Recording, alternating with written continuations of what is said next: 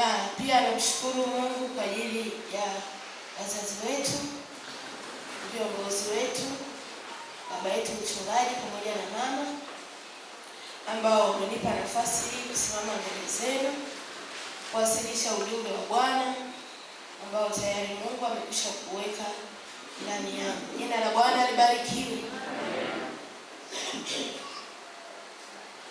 Basi bila kupoteza muda tutakwenda kwenye ujumbe wetu wa leo.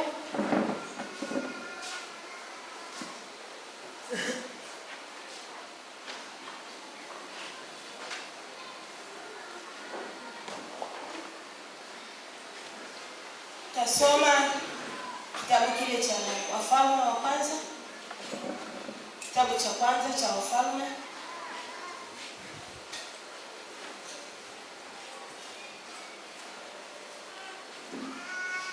sura ile ya 10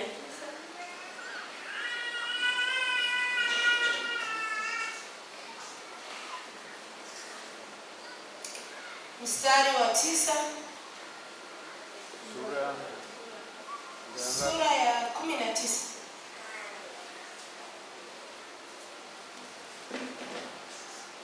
mstari wa 9 hadi wa 10, alafu tutaruka tutasoma ule mstari wa 18.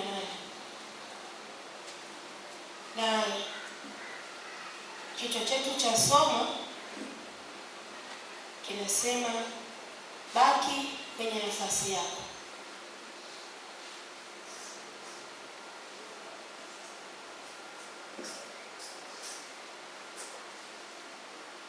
Kitabu cha kwanza cha Wafalme sura ya 9 mstari wa 19 mstari wa 9 hadi ule wa 10. Biblia inasema akafika kunako pango akalala ndani yake, na tazama neno la Bwana likamjia, naye akamwambia, unafanya nini hapa Eliya? Akasema, nimeona wivu mwingi kwa ajili ya Bwana Mungu wa majeshi, kwa kuwa wana wa Israeli wameacha maagano yako na kuzivunja madhabahu zako na kuwaua manabii wako kwa upanga. Nami nimesalia mimi peke yangu, nao wanitafuta roho yangu waiondoe. Mstari wa 18 nasema, pamoja na hayo nitajisazia katika Israeli watu 7,000, kila goti lisilo muinamia Baali, kila kinywa kisicho mbusu.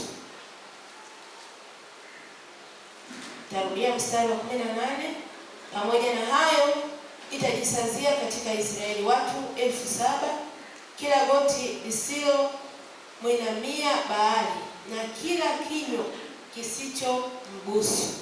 Baba, katika jina la Yesu ninakushukuru kwa nafasi nyingine ambayo Bwana amenipa.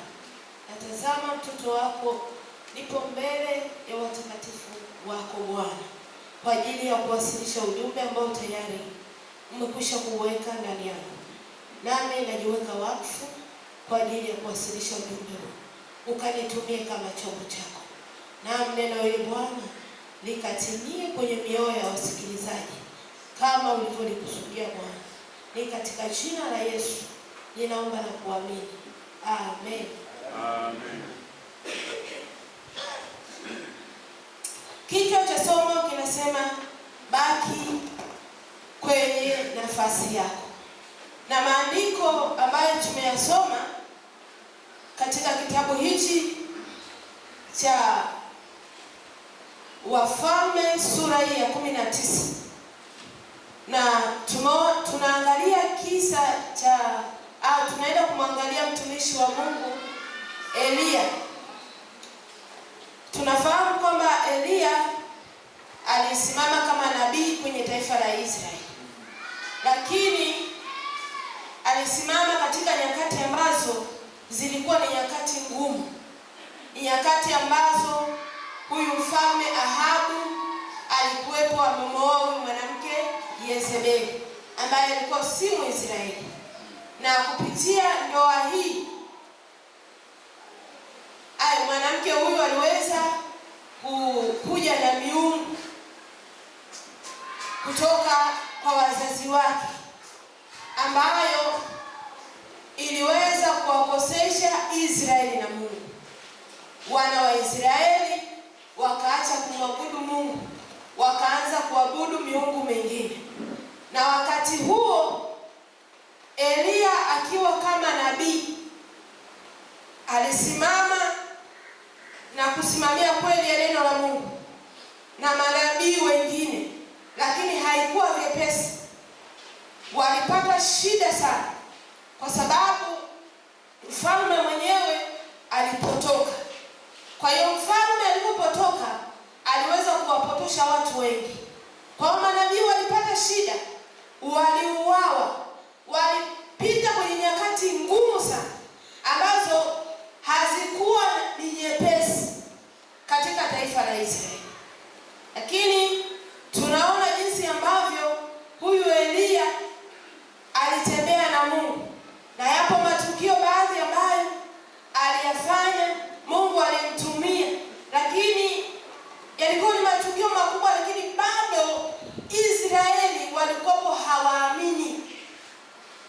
Tukio moja wapo ni lile ambalo aliwakusanya manabii wa Baali, akasimama akawakusanya na Waisraeli, wakatengeneza zile madhabahu. Wale manabii wa Baali wakatengeneza madhabahu zao. Wakakubaliana kwamba Mungu atakayejibu ndiye Mungu atakayetakiwa kufanyaje? Kuabudiwa. Lakini kilichotokea tunafahamu, kwa sababu sisi ni wasomaji wa Biblia, kwamba wale manabii walimuita Baali, Baali hakutokea. Lakini ilipofika wakati wa Eliya akajenga ile madhabahu, akaweka zile kuni, akaweka zile sadaka, wakamwaga maji mahali pale. Lakini Eliya akasimama akasema, na ijulikane kwamba upo Mungu katika Israeli. Nini kilitokea? Moto ulishuka na kuziteketeza zile sadaka. Lakini pamoja na hapo, Ahabu anapeleka habari kwa Yezebeli, kwa sababu moto uliposhuka, hasira ya Bwana ikawaka. Eliya akawaamuru wale manabii wa Baali wakawachinja. Sasa habari ilipoenda kwa Yezebeli haikuwa habari njema, zikawa habari ambayo imeamsha hasira zaidi ya pale. Kwa hiyo akaamuru, akaweka ahadi kwamba kilichotokea kwa manabii wale aliyowachinja ndicho kitakachotokea kwa Eliya. Kwa hiyo ujumbe bado ukawa mgumu kwa Eliya. Eliya ikabidi akimbie, na mazingira ya Eliya aliona kwamba yupo peke yake katika Israeli, kwa sababu watu wengi, manabii wengi waliuawa. Kwa hiyo kwa hali ya kibinadamu hakumuona nabii hata mmoja, hakumuona mtu ambaye alikuwa anamtia moyo kwamba tupo pamoja, tujitahidi kusimama na Mungu. Alisimama yeye kama yeye, lakini kwa hali ya kibinadamu ilimbidi akimbie, kwa sababu ishara zile zilizofanyika, alitamani kuona Israeli wanamgeukia Mungu, alitamani kumwona hata Ahabu anamgeukia Mungu, lakini haikuwa hivyo. Hakuwepo wa kumtia moyo. Eliya akabidi akimbie, akakimbilia mlimani. Huu mlima ambao unaitwa mlima Horebu, ambao ndio mlima Sinai.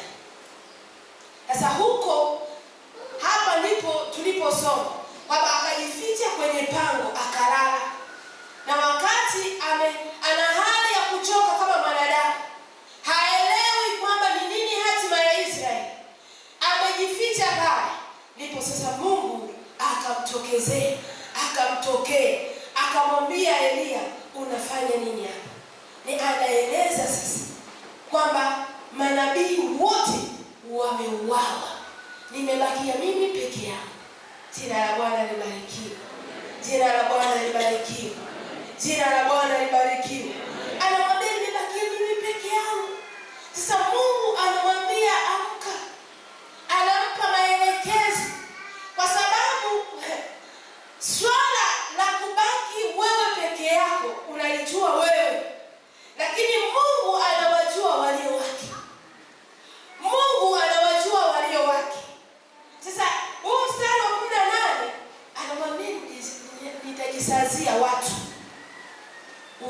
katika Israeli, na sio mtu mmoja. Mungu anasema watu katika Israeli ambao hawataabudu, hawatasujudu kwa Baali na wala hawatamwabudu Baali. Wakati Elia kwenye mazingira ya kawaida anajiona amebaki peke yake, kumbe Mungu anao watu. Kumbe Mungu anao watu katikati ya vizazi ambavyo vinaonekana kwamba kuna uovu mwingi. Vizazi ambavyo vinaonekana kwamba kuna mambo mengi ambayo ni machukizo mbele za Mungu. Nataka nikwambie Mungu anao watu. Jina la Bwana libarikiwe. Jina la Bwana libarikiwe. Sasa ninaposema baki kwenye nafasi yako, ninamaanisha nini? Ninaposema baki kwenye nafasi yako, ninamaanisha nini? Kwa sababu tumemwamini huyu Mungu kwamba Mungu ni mwenye haki. Mungu ndiye aliyetuokoa. Mungu ndiye anayeweza kutubariki na kutuinua. Zipo nafasi ambazo ametuweka. Hakuna mtu ambaye ameokolewa kwa hasara. Kila mtu aliyeokolewa anayo nafasi ambayo Mungu amemweka. Hiyo ndio nafasi ambayo Mungu anaitazama. Anapokutazama, anakuangalia kwa jicho la pale ulipo. Kwa mfano, Adamu alipoumbwa, mwanadamu wa kwanza akawekwa kwenye ile bustani ya Edeni. Mungu alikuwepo anamtembelea jioni. Ndivyo Biblia inavyosema. Majira ya jua kupunga, Mungu alikuwepo anashuka, anamwangalia Adamu, sehemu aliyomtengenezea mazingira, sehemu aliyomwacha, sehemu ambayo alikuwepo amempa wajibu wa kuilinda na kuitunza bustani. Sasa ilipotokea Adamu akafanya yaliyo kinyume na mapenzi ya Mungu, akajikuta kwamba yupo uchi, akaondoka. Mungu aliposhuka, hakushuka kule Adamu alipojificha. Alishuka pale, alimwangalia pale alipomwacha. Na alipomkosa akamuita, "Upo wapi?" Kwa sababu eneo ambalo alilokusudia kumkuta hayupo. Sasa ninaposema baki kwenye nafasi yako, ni hali ya kubaki katika msimamo binafsi. Msimamo binafsi juu ya Mungu wako. Msimamo binafsi juu ya Mungu wako. Sisi wote tunafahamu Mungu alipotutoa. Kila mtu ana ushuhuda wake binafsi kwamba alikuwa kwenye mazingira gani, na tokea alipookoka Mungu amekuwa amembadilisha kwa kiwango gani. Wengi wamebadilishwa afya zao. Wengine walikuwa ni watu ambao walikataliwa na jamii, Mungu amewapa kibali. Wengine tulikuwepo ni watu ambao tuliodharauliwa, ni watu ambao wahovyo. Lakini tulipomwamini huyo Yesu, ipo heshima ambayo Mungu ameiachilia. Ipo namna ambayo Mungu ameiachilia kwenye maisha yetu, ambayo ikatufanya tuone utofauti wa hapo awali na sasa. Sasa ninaposema baki kwenye nafasi yako, ni ile hali ya kutunza, kuishi maisha ya uchaji binafsi, pasipo kuangalia jirani yako, pasipo kumwangalia uliyokaa naye hapo pembeni, pasipo kumwangalia baba yako au mama yako, pasipo kumwangalia mke wako au mume wako, pasipo kumwangalia dada yako au kaka yako. Ninaongelea maisha ya mtu binafsi, maamuzi ya mtu binafsi, ile namna ambayo unatamani kuishi, ambayo Mungu mwenyewe anaipa tiki ndani ya moyo wako. Msimamo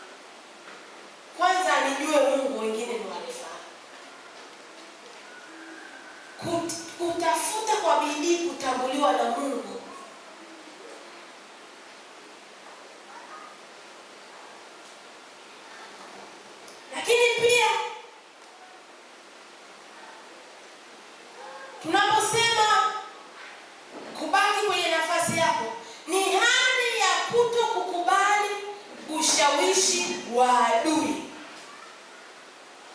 Hali ya kuto kukubali ushawishi wa adui.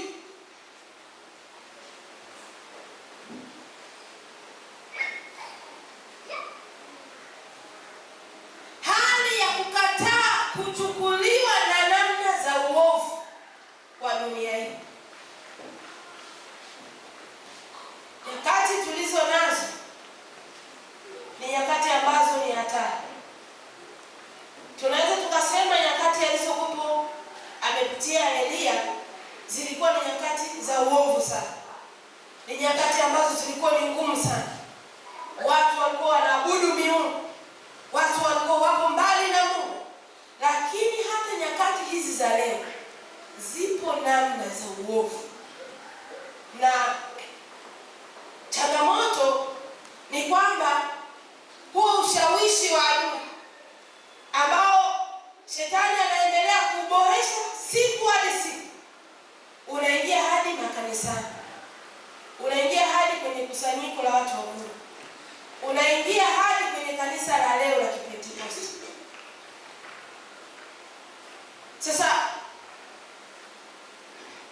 nimeorodhesha namna ambazo uovu unaweza kujitokeza makanisani.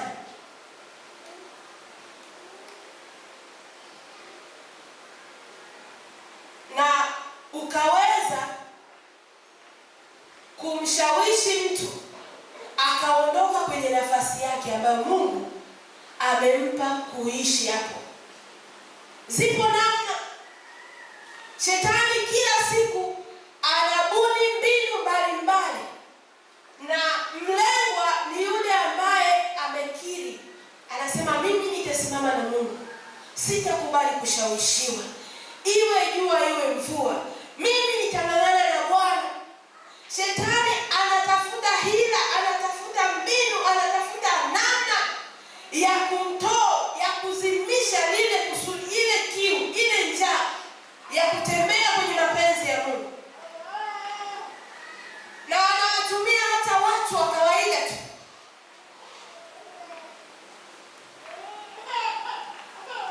Namna ya kwanza ambayo mimi nimeiona, lugha za kukata tamaa. Zipo lugha za kukata tamaa au kukatisha tamaa ambazo zinaweza zikaongeleka. Kwa mfano, sasa hivi lugha hizo, sasa hivi hakuna mtu anaweza kawa ibada saa 10, saa 1. Tusijidanganye. Hakuna mtu ambaye anaweza kawa ibada saa 1. Tusijidanganye. Saa 1 nani anaweza kawa ibada?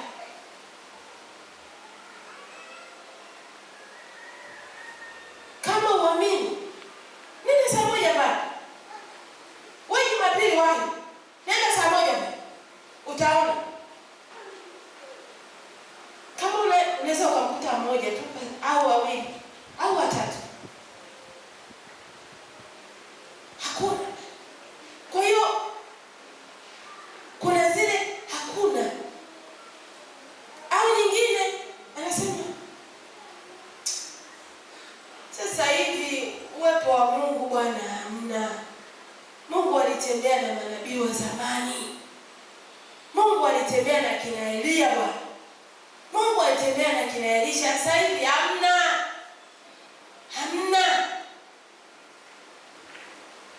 Kwamba uombe vitu vitokee. Sijui.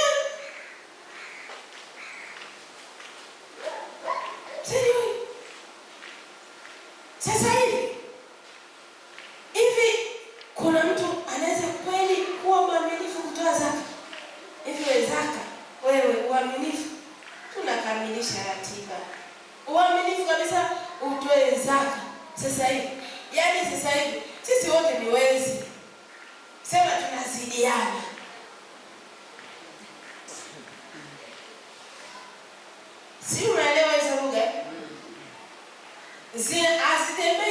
gani? Zinatembea kwenye kundi la watu wa Mungu, kwenye kundi la watakatifu. Zaka nani mwaminifu kabisa, shilingi 100 atoi 10, shilingi 1000 nani anaweza? Yani sisi tunazidiana tu kwa habari ya wizi. Kuna mwingine anaiba kidogo, mwingine anaiba pakubwa. Mbele za Mungu sisi wote ni wezi. Hakuna ambaye anaweza kutoa zaka. Lugha za kukatisha tamaa, za kuvunja moyo, na kumbe wizi upo na ni kawaida. Kwa hiyo mimi naweza nikaiba kidogo, au mimi naweza nikachelewa ibada lakini nisichelewe sana. Kwa hiyo vile zile lugha zinamuondoa mtu taratibu kwenye kusudi, zinamuondoa taratibu, kwa sababu itaanza kumletea kumzoelea Mungu, kuzoea mambo ya kimungu, kuyachukua kama kawaida.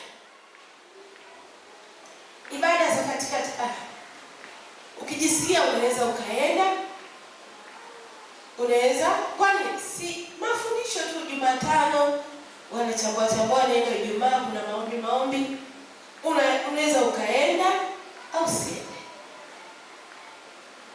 Na ukienda pale unakuta watu wachache tu, kwa hiyo hazina muhimu kivile. Kwa hiyo unakuta hata mtu kama anakuja ibadani siku ya Jumatano, yani mwingine unakuta hana kazi, hana namna, ngoja nifanyaje niende. Lakini sio kwamba anajitambua kwamba yeye imempasa kumwabudu Mungu katika roho na kweli, na yeye anasimame kwenye nafasi yake, kwa sababu neema iliyoachiliwa kwenye maisha yake ya wokovu, ya ukombozi ni kubwa na ya thamani. Lugha za kukatisha tamaa, za kuvunja moyo, zinatokea lugha nyingi. Lakini jambo la pili ni tabia za kuiga. Tabia za kuiga, zipo tabia ambazo zinawekwa na adui, na lengo ni kukuondoa wewe usikae kwenye nafasi yako ambayo Mungu amekupa. Kwa mfano, fulani alikuwa anaimba kwaya sana,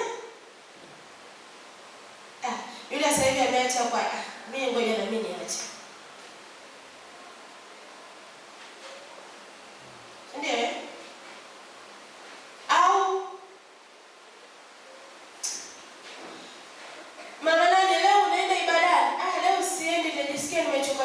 Na mimi ngoja tu nisiende. Unakuta mtu afanyaje? Haendi ibadani. Tabia ambazo zinaonekana kwamba ni za kawaida, hazijaorodheshwa kwenye Biblia kwamba ni miongoni mwa dhambi.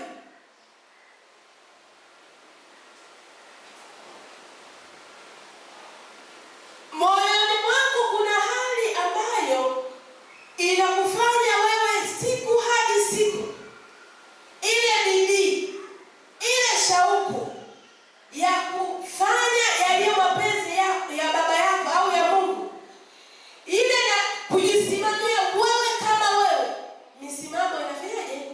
Inapungua. Na ndio maana unakuta mtu mwingine anaweza akaokoka, akawa na moto kweli kweli, hakosi ibada, hakosi maombi, ni mtu ambaye yupo active, yani anamsimama. Anapokuwa na hizi tabia zinamnyong'onyesha. Siku hadi siku unamkuta anaanza kupunguza. Alikuwepo labda anaomba sana, unamkuta siku nyingine hata kwenye maombi hayupo. Alikuwepo ni mtu ambaye hakosi ibada, lakini ukija kumfuatilia hana sababu za msingi ambazo zinamfanya yeye aache ibada. Amekutana na tabia akaiga, akashindwa kusimama kwenye nafasi yake.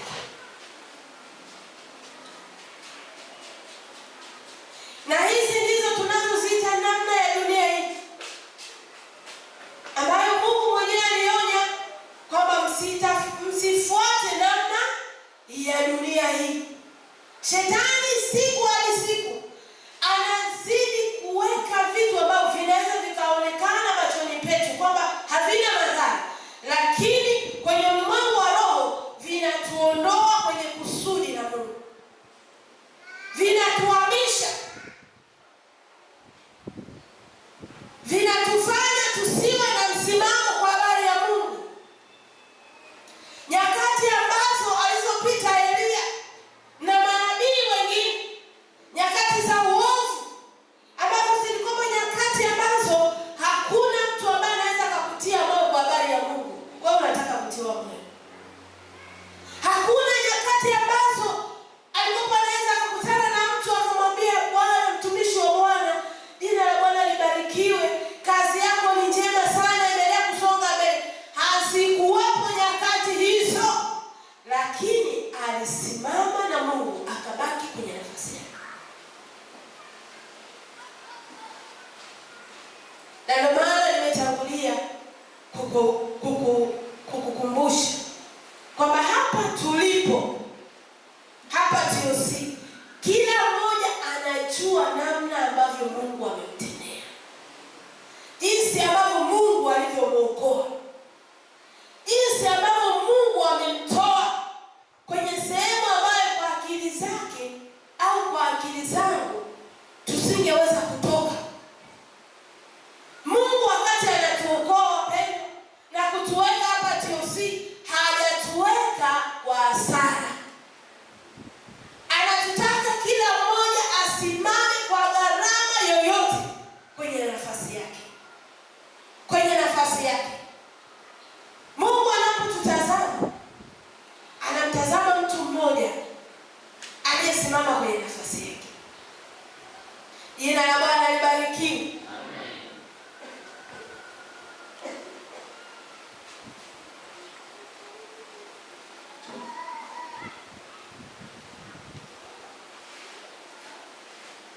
Kusimama kwenye nafasi ili uweze kusimama kwenye nafasi, ni lazima uendelee kuwa mwaminifu mbele za Mungu. Amina.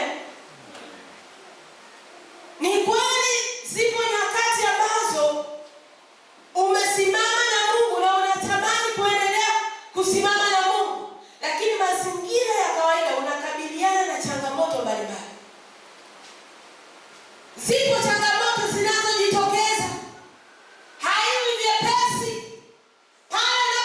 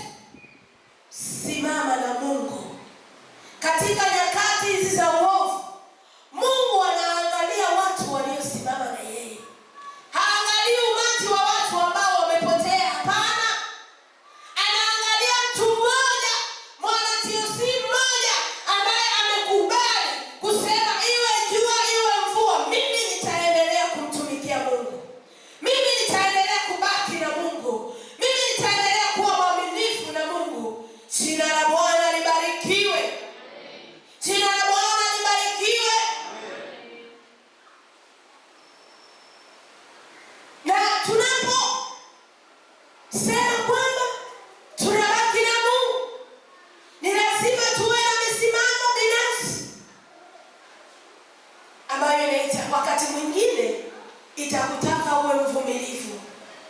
Amina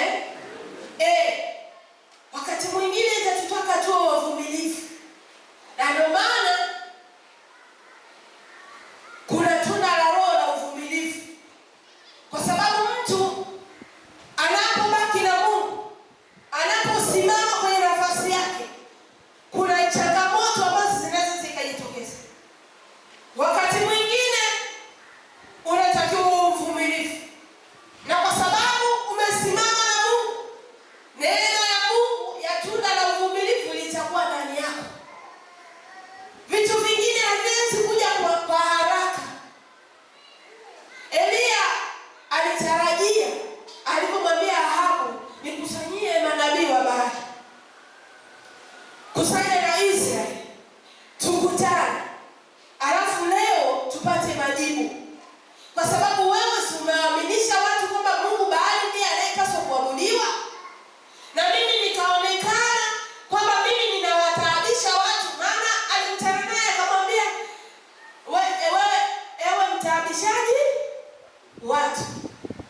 Akamwambia, sasa leo tujue Mungu wa kweli ni yupi kati ya Mungu wa Baali na Mungu wa mbinguni. Na Elia alitarajia kuona baada ya pale Ahabu mwenyewe anaokoka. Ahabu mwenyewe anakuwa yeye chachu ya kuwarudisha watu wa Mungu. Lakini haikuwa hivyo. Kuna vitu ambavyo unaweza ukasimama na Mungu, ukasema, ukamshauri mtu, ukamshawishi mtu kwa habari ya kusimama na Mungu. Kuna vitu ambavyo unaweza ukatamani kuona matokeo chanya na yasiwe matokeo chanya.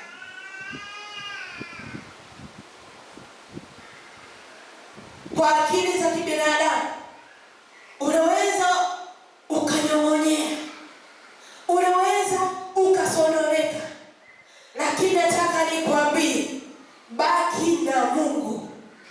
Baki kwenye nafasi yako. Dunia hii ya leo tunayopita ina mambo mengi, ina maswali mengi. Na jana tulikuwa na mchungaji wangu pale kwenye semina idara ya maandiko. Alifundisha somo zuri, lakini mwishoni walimu walisimama, tukaona muda hautoshi, tukaulizwa maswali ambayo yanawakabili walimu kwenye idara ya maandiko. Na maswali yale yanalenga sana hali ilivyo duniani.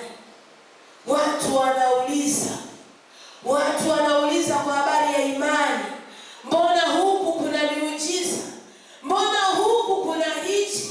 Inakuwaje huyu Mungu anaruhusu haya mambo?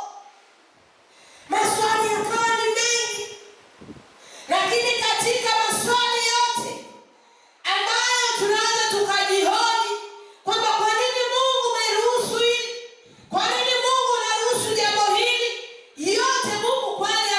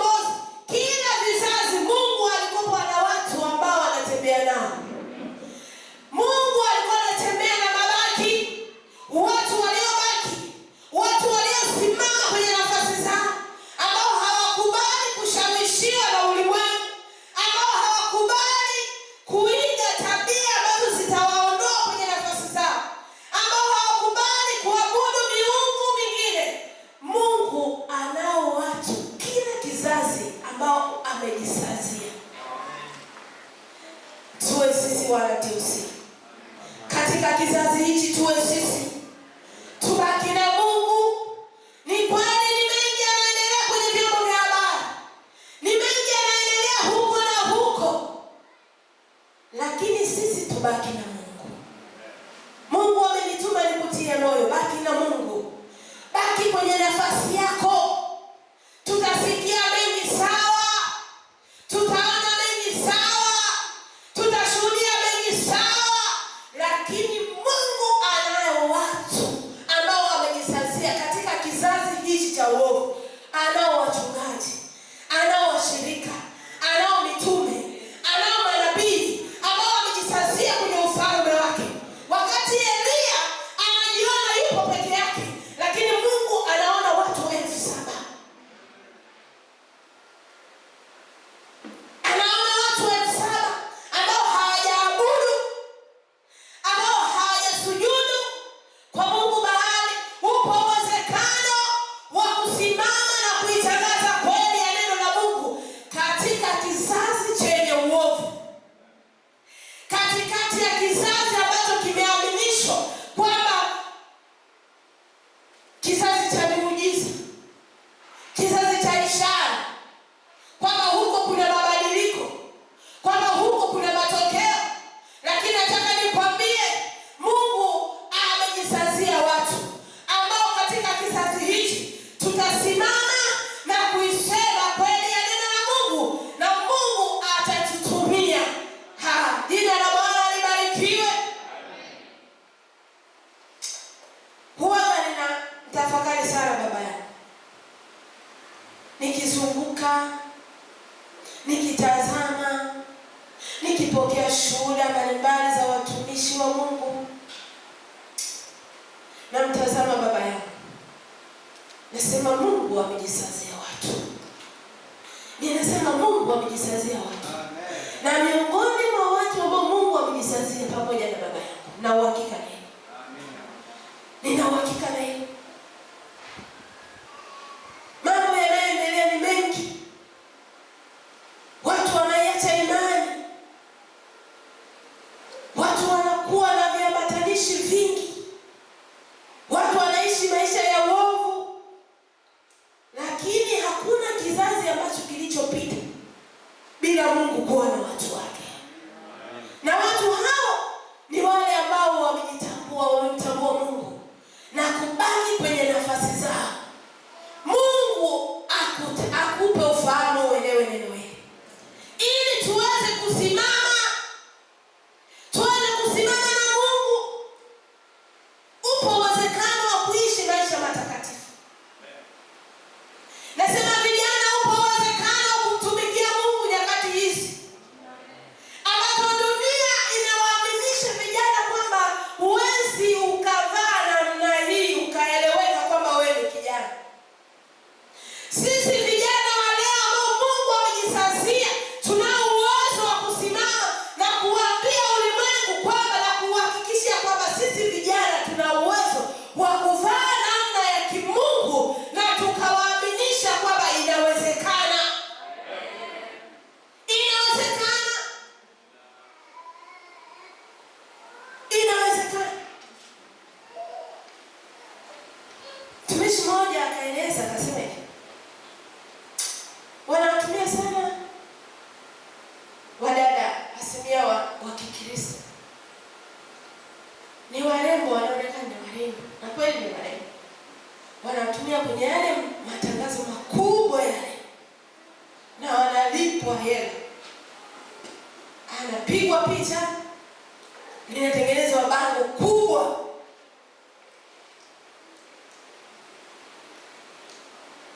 Sasa kwenye namna ya mavazi, sasa anavaa mavazi yale yanayoendana na nini? Na ukisasa. Sasa akasema kama huyu dada Mungu amempa uzuri, akaonekana kwamba ana uwezo wa kuwekwa kushawishi biashara ya mtu, kwa nini asimwaminishe yule kwamba nina uwezo wa kuwa tangazo la mafuta yako mazuri nikiwa nimevaa namna yangu, jinsi ambavyo Mungu ameniumba namna yangu.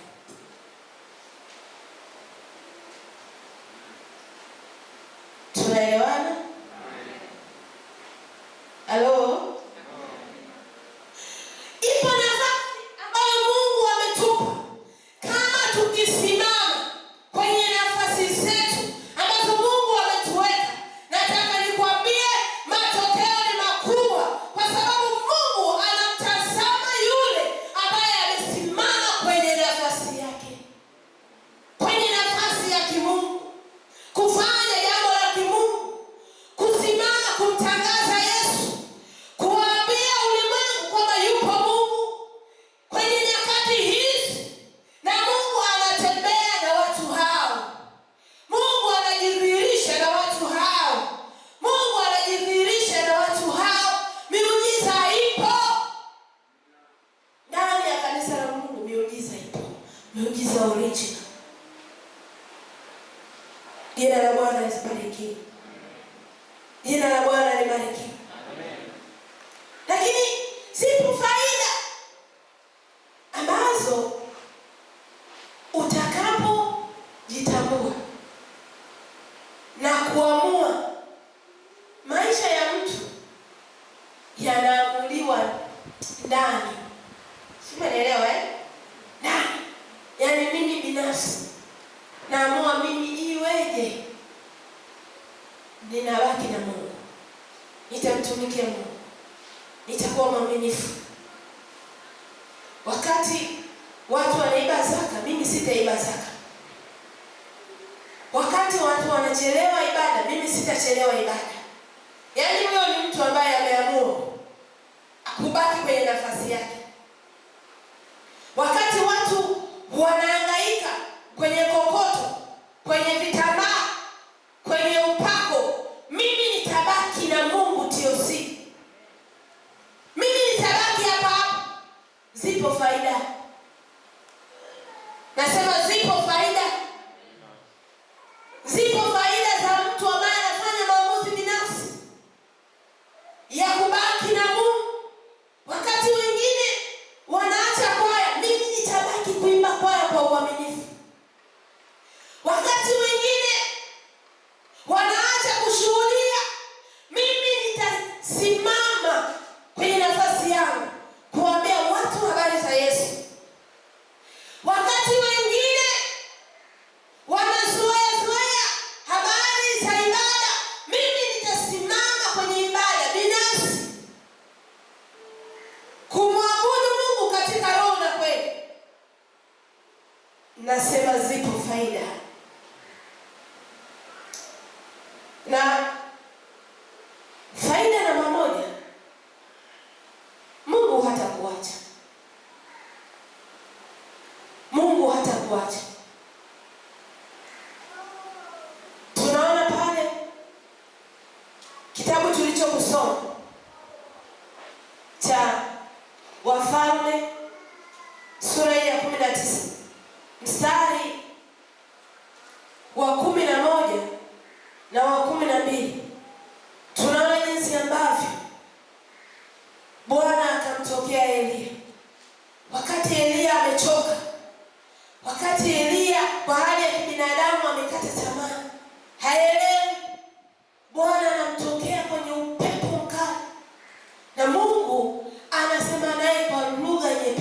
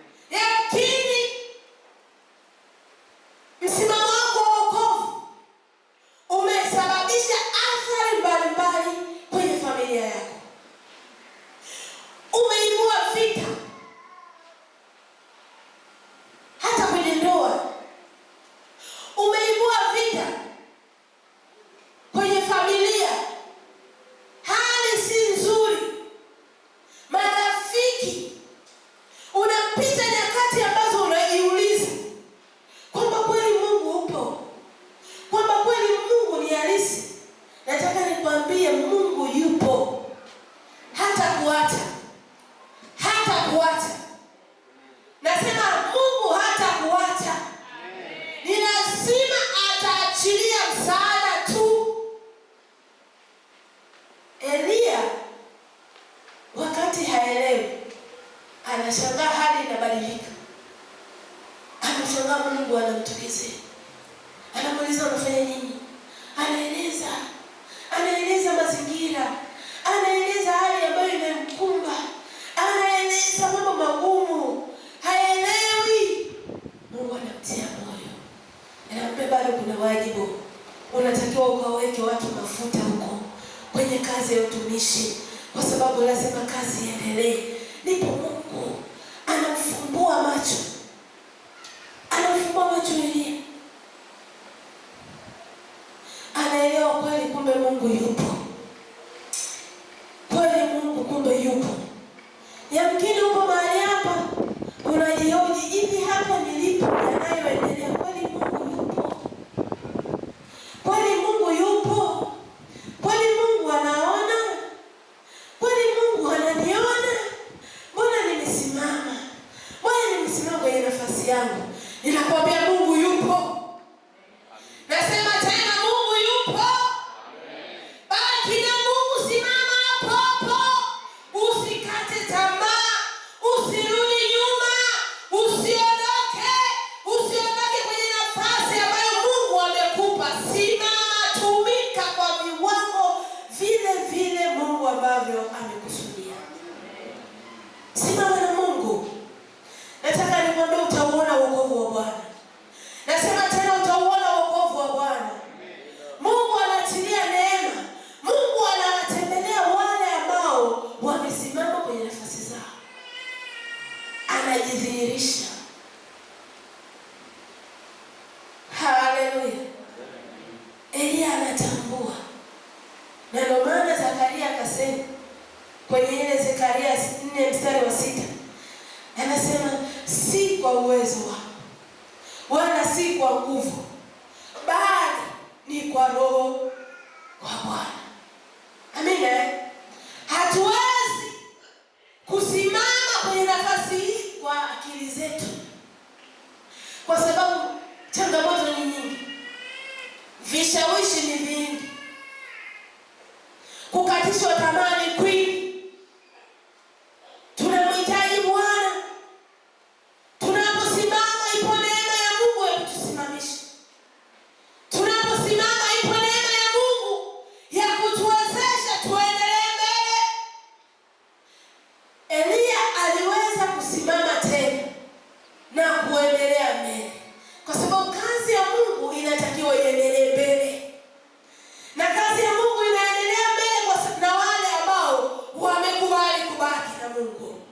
Wale ambao wamekubali kubaki kwenye nafasi zao, bila kujali kwamba huyu anasema nini, huyu ananitafsiri nini. Nilifurahi wakati naingia mahali hapa, wakati wanamalizia maandiko, lilikopo neno la kusema baki, yaani simama peke yako. Nikasema kweli Roho Mtakatifu ni mwaminifu. Nyakati tulizo nazo ni nyakati ngumu mpendwa. Ni nyakati ambazo ukiokoka, kwa sababu mtu kaokoka, utakwama. Ukisema unaokoka kwa sababu kuna mtu fulani alikuvutia, utakwama. Ni nyakati ambazo ni nyakati hatari, ambazo zinamtaka mtu mmoja ambaye atakayeamua binafsi. Zamani tulikuwa tunaimba, nimekubali kumfuata Yesu, nimekubali kumfuata Yesu, nimekubali kumfuata Yesu, mimi sitarudi. Tuimbe, sitarudi,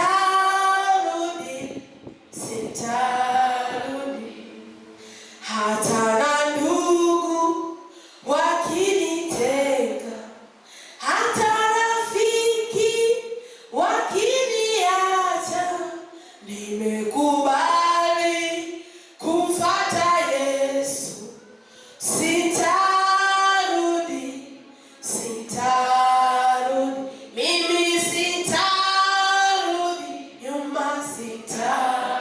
rudi. Mshangilie Bwana Yesu. Usiseme kwamba nyakati hizi hakuna mtu ambaye anaweza kaishi maisha matakatifu. Nataka nikwambie, tokea Adamu, misheni ya Mungu ya wokovu, kama nilivyotangulia kusema, hakuna kizazi ambacho Mungu hakujisazia. Hakuna kizazi ambacho Mungu hakujisazia. Mungu alikuwa anatembea na mabaki ya Israeli. Alitembea nao kwa madhihirisho makubwa. Unaposimama unasema, ijapokuwa dunia imeharibika, mimi nitabaki na Mungu. Lazima Mungu akutokee. Ni lazima Mungu atembee na wewe. Ni lazima Mungu ajifunue kwako. Ni lazima Mungu ajidhihirishe. Maamuzi binafsi kwa ajili ya Mungu. Mungu anataka mtu mwenye maamuzi binafsi. Mungu anakutazama wewe, unaamua nini kwenye kizazi hichi. Mungu ananitazama mimi ambaye ameniita kuwa mchungaji. Ninasimama kwenye nafasi gani? Na ndivyo Mungu anavyotutazama. Na hatutabaki. Mungu hatatuacha. Nasema wanatiosi, Mungu hatatuacha. Tukisimama kwenye nafasi zetu, tukamtambua Mungu aliyetuokoa, tukamtambua Mungu aliyetuweka mahali hapa TOC, hatutabaki kama tulivyo. Mungu hatatuacha. Hata kama tukipita kwenye nyakati ngumu vipi, Mungu hatatuacha.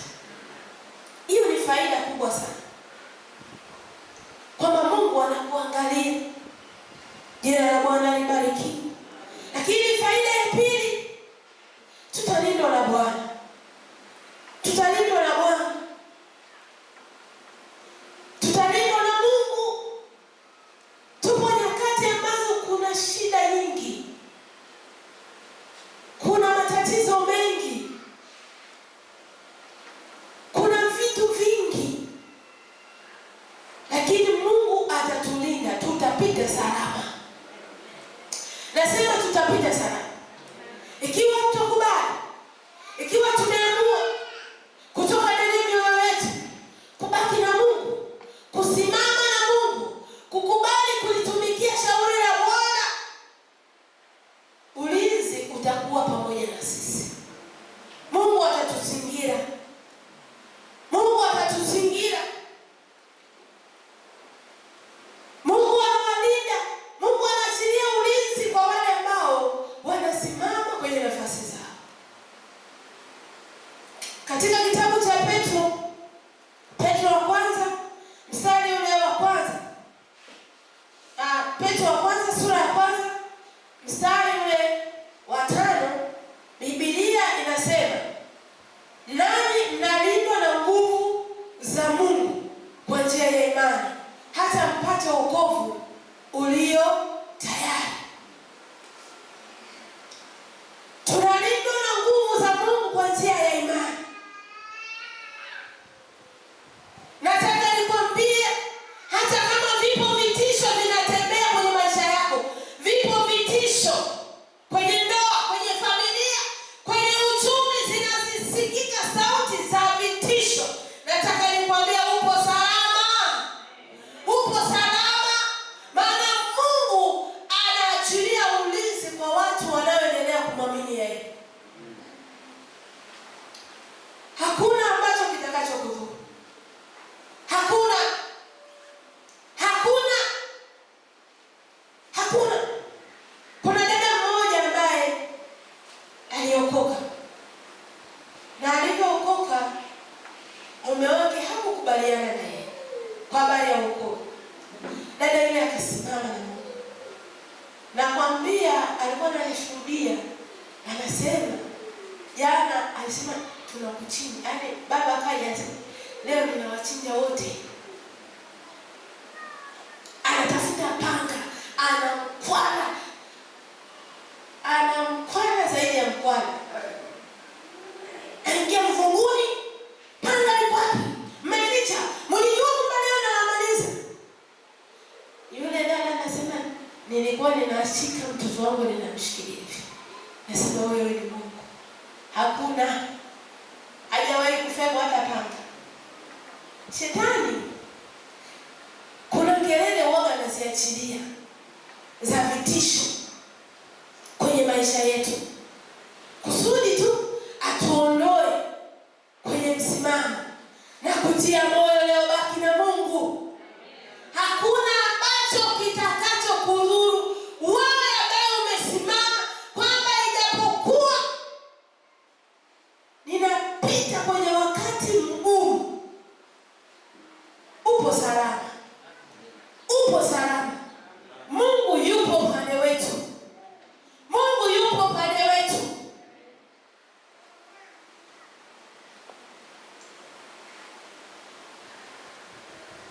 Lakini tumalizie kwenye hii faida ya kuzalindwa na Bwana. Tufungue katika kitabu cha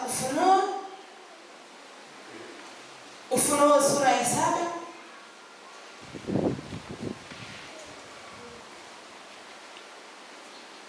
Mstari wa 17.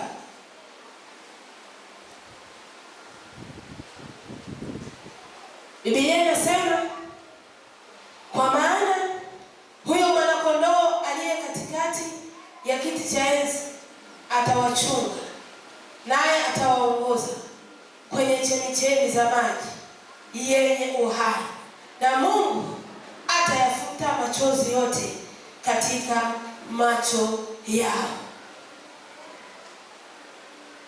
Kwa maana huyo mwana-kondoo aliye katikati ya kiti cha enzi atawachunga, naye atawaongoza kwenye chemchemi za maji yenye uhai, na Mungu atayafuta machozi yote katika macho yao. Jina la Bwana libarikiwe. Nataka nikwambie sisi ambao tunamtegemea Mungu na tumekubali kutembea kwenye nafasi zetu ambazo Mungu ametutaka tuishi, kwamba Mungu yeye ni mchungaji wetu, yeye ndiye anayetuchunga, yeye ndiye anayetuongoza. Hatutajiongoza sisi wenyewe. Nyakati ambazo tutakabiliana na maswali kwenye maisha yetu, nataka nikwambie majibu yapo. Katikati ya maswali ambayo tunaweza tukajiuliza kwamba mbona hivi, baki na Mungu. Kubali kuwa mvumilivu, kubali kusimama na kuamini ahadi za Mungu. Usiyumbishwe na upepo wa dunia hii, usiyumbishwe na upepo wa namna ya dunia hii ukakuondoa wewe kwenye kusudi la Mungu, na hatimaye ukaweza kukosa baraka. Zipo baraka, zipo faida pale tunaposimama kwenye kusudi, pale tunaposimama kwenye nafasi zetu na kutambua ya kwamba tunaye Mungu aliyetuokoa kwa wokovu mkuu wa thamani. Tunatakiwa tuulinde kwa gharama zozote zile. Wakati wengine wanaweka mgomo, wakati wengine wanakimbia huku na huku, na kutia moyo wewe baki na Mungu. Simama kwenye nafasi yako, simama kwenye nafasi yako. Endelea kuwa mwaminifu, endelea kumwamini Mungu. Hakuna ambaye alimwamini Mungu na akabaki na Mungu akabaki kama alivyo. Mungu anabadilisha maisha yetu. Nataka nikwambie, Mungu anatulinda, Mungu anatutunza. Kama vile vitisho vya adui vilivyokuwa vinasikika na vinavyoendelea kusikika kwenye maisha yetu, vingekuwa vinatekeleza kile ambacho wewe unaenda ibadani, utafilisika wewe. Kama kweli tungekuwa tunafilisika, lakini mbona hatufilisiki? Unatoa zaka, unafanya hivi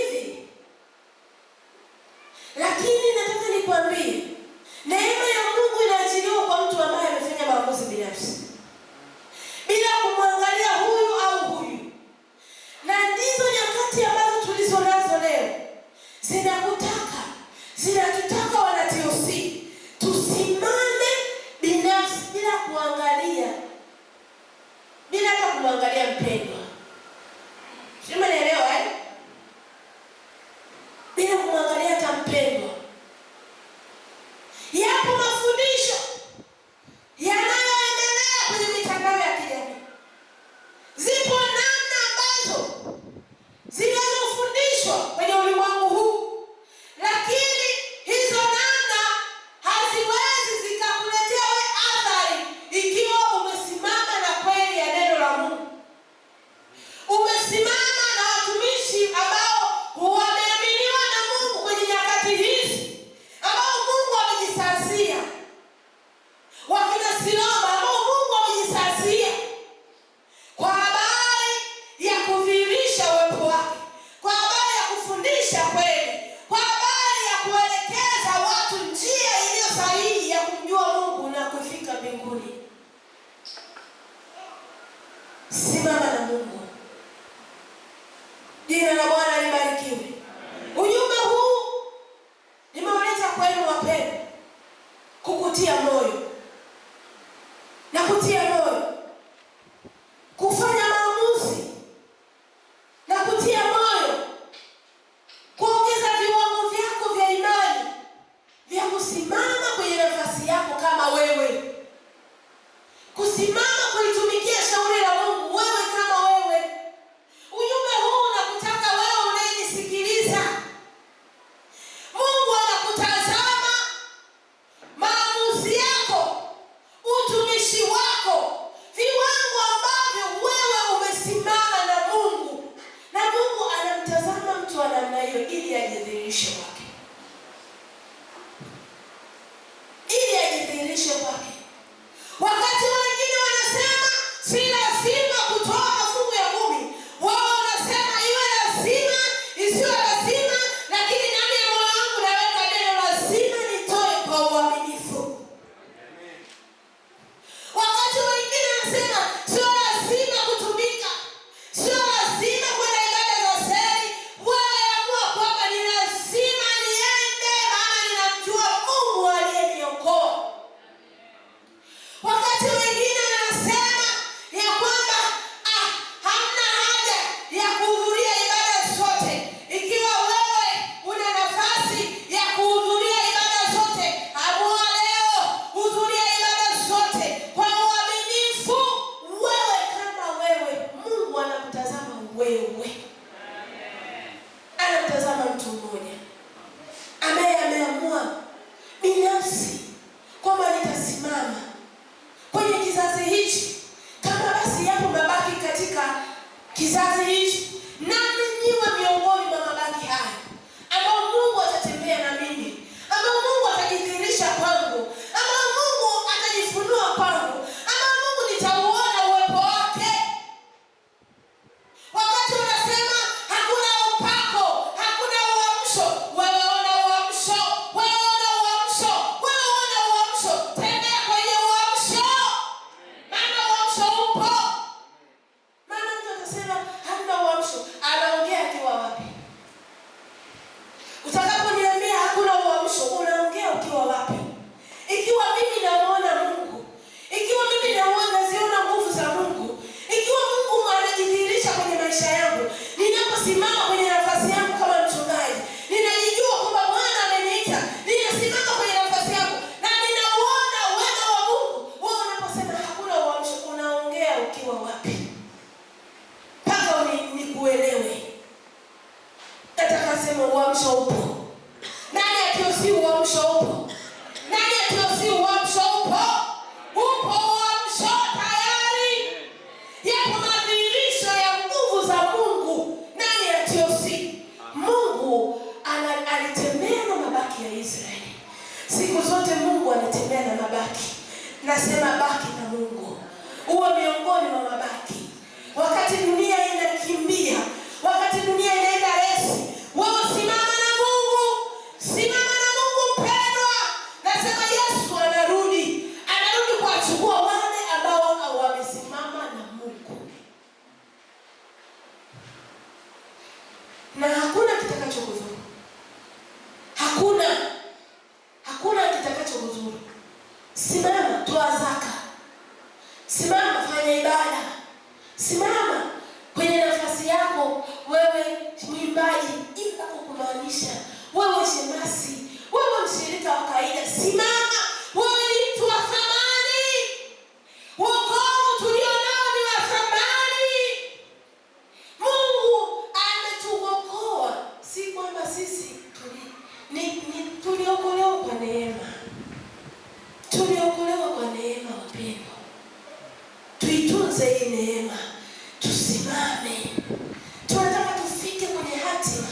tunataka tumuone Mungu. Unataka kumuona Mungu ukiwa wapi? Unataka kumuona Mungu ukiwa wapi? Unataka kumuona Mungu akitenda mambo makubwa ukiwa wapi? Mungu anashuka akutendee, lakini baadhi ya wengi, mbaya zaidi, anaposhuka Mungu, anapotarajia kuwakuta, hawakuti. Watu wamekumbwa na upepo wa dunia na imani potofu, mafundisho potofu. Baki kwenye fundisho la kweli. Nasema Mungu amejisazia, na sehemu hiyo ni sisi. Jina la Bwana libarikiwe. Asiwepo miongoni mwetu wanatiusi ambaye hajasimama kwenye nafasi yake. Tutakaposimama kwa pamoja, kila mtu akajitambua na akatambua nafasi ambayo Mungu amempa, madhihirisho ni makubwa, matokeo ni makubwa. Mungu atajifunua, Mungu atatulinda, hatutadhurika na chochote. Usiogope na kutia moyo mpendo, usiogope. Wengine wanatishiwa, wewe simama tu na wewe ukole wako, ndoa itavunjika. Ninasema ndoa haitavunjika kwa jina la Yesu. Haitavunjika. Wewe simama tu na ukole wako, unajua wewe hautaolewa. Nasema utaolewa kwa jina la Yesu. Wewe simama tu na ukole wako, hautasoma. Ninasema utasoma kwa jina la Yesu, kwa sababu aliyebeba hatima yetu yu hai. Yu hai. Ninasema yu hai. Aliyebeba hatima yetu yu hai. Anatembea na watu wanaobaki na yeye. Imani potofu zitafunguliwa sana, na usitarajie kwamba watapunguza kasi, kwa sababu wale wapo tokea sasa. Adamu si alidanganywa na nyoka? Si ulikuwa uovu ule? Sasa swali la kujioji, kwa nini Mungu akamweka Adamu na Hawa kwenye sayari ya dunia ambayo Mungu alikuwa shetani? Mungu anataka watu wanaobaki na yeye. Mungu anataka watu walioamua. Kwa hiyo mafundisho potofu yatahubiriwa sana, na miujiza feki itatolewa sana, lakini Mungu anamtazama yule ambaye ameamua kwa hiari yake kubaki na Bwana. Amen. Jina la Bwana libariki. Niliposoma ujumbe huu nikatafakari sana, na wewe unaweza ukatafakari kwamba hapa nilipo nishakumbwa au nipo kwenye nafasi. Jina la Bwana libariki. Lakini kama unaweza, Roho Mtakatifu ni mwaminifu, kwamba kuna bidii ambayo ulikuwa unaipiga sana kwa habari ya Mungu. Kuna vitu ambavyo ulikuwa unavifanya, kuna maamuzi ambayo ulikuwa unayafanya magumu kwa habari ya Mungu, lakini kadri siku zinavyoenda zimetokea changamoto, wakati mwingine zikakuchosha, zikakukatisha tamaa, ukafika wakati ukazoea tu. Umekuwa kwenye nafasi hausimami kama vile ambavyo Mungu anavyokutaka usimame. Mungu ni mwaminifu. Mungu ni mwaminifu. Kuna vile ambavyo namna ambavyo Mungu anatutazama tusimame, anatutaka tusimame, anatutaka tufanye maamuzi binafsi.